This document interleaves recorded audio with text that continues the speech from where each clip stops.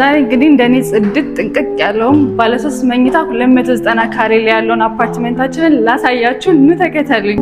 እንደተለመደው የኛ አፓርትመንት የሰራተኛ ሩም ከዋና አፓርትመንት ለብቻው ይገኛል። ላሳያችሁ። ይሄ የራሷ መኝታ ቤት ነው፣ ስፔሷ ነውና የግል የራሷ የሆነ ቶይሌት እና ባዝሩም አላት።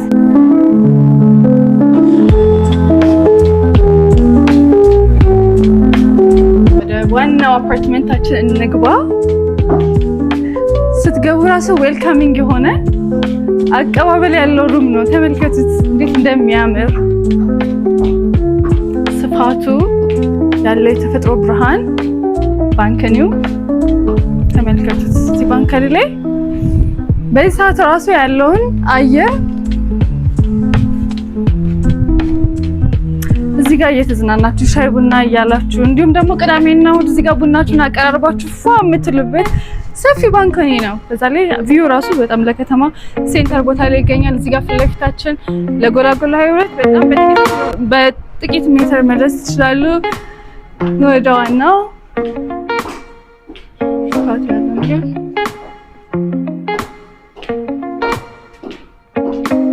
This is the open kitchen እና ስፋቱን ውበቱን የማቴሪያሉን ኳሊቲ ተመልከቱት። እዚህ ጋር ደግሞ እንደፈለገው ኩክ እያደረግን ኤር ሳከር አለው። ምንም አይነት ኩክ ስታደርጉ ዲስተርብ የሚያደርግ ሽታ እንዳይኖረው ፍሬሽ የሆነ አየር እንዲኖር ሳሎኑት ላይ ያደርጋል። በጣም ነው የሚያምረው። ሰው በቀጥታ እዚህ ጋር ወደ ማስተር ቤድሩም እንምጣ። እንደምታዩት የራሱ ትልቅ ክሎሴት አለው። እዚህ ጋር ዕቃ መደርደሪያ ፓርቲን ተመልከቱ። የራሱ ባንከኒ which is ከሳሎኑ ባንከኒ ጋር የሚያገናኛችሁ ነው። ይሄን ይመስላል ስፋቱ። የራሱ የሆነ ቶይሌት አለው።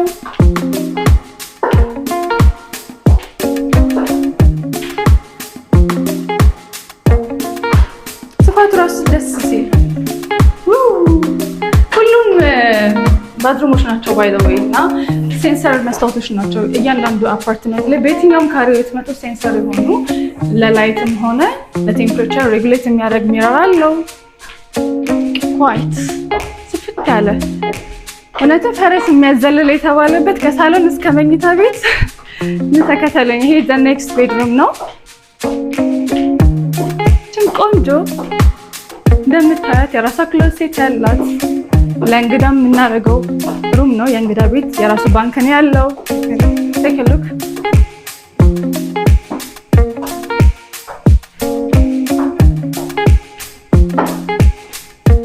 ቆንጆ ኮሪደር which is the common bathroom እዚህ ጋር ያለው።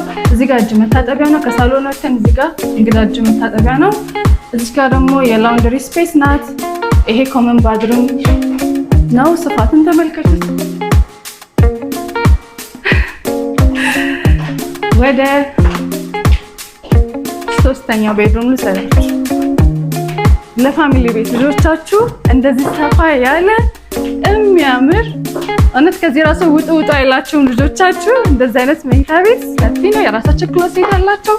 2 አልጋ የሚይዝ ስተዲ ኤሪያ ራሱ የሚይዝ በደንብ ስፔስ ያለው ነው። እዚህ ጋር ራሱ መጫወት ዕቃ ምናምን ይችላሉ። በቃ ለልጆች በጣም እንደፈለጉ ዘና የሚሉበት መጫወቻ ማጥኛ አልጋቸው የምታደርጉ በቃ እኔ ራሱ ያስሮጠኛል ስፋቱ እና ይሄን ይመስላል። እንዲህ አይነት አፓርትመንቶችን በሁሉም ሳይቶቻችን በኤድና ሞል፣ አትላስ፣ ሾላ 24 እና በሲግናል ሳይታችን ይገኛሉ። ለበለጠ መረጃ ይደውሉ። ዴማ ሆፕስ ሪል ስቴት ምርጫው ይሆን። አመሰግናለሁ።